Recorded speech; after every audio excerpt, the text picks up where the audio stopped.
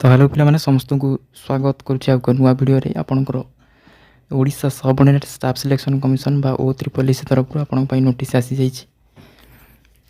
तो RI exam जो prelims आपंकर होबार था तो तार एग्जाम डेट आसी जाइए।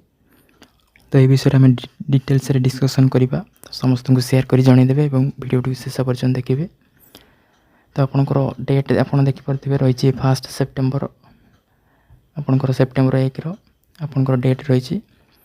तो आपंकर नोटिसटा रही reconduct of preliminary examination for the post of RI ARI Amin ICDS supervisor एवं SFS under combined recruitment examination आपंकर 2023। तो यार जो एग्जाम आपंकर होबार थिला प्रिलिम्स एग्जाम तो तार डेट आसी जाइए।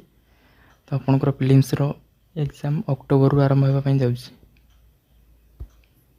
ठीक अच्छे आपंकर अक्टोबर 8 तारिख आरंभ हो यार एग्जामिनेशन आपंकर ऑनलाइन एग्जाम हम सीबीआरई मोड रे एवं आपंकर एग्जाम कंटिन्यू चलो नवेम्बर 3rd वीक पर्यंत।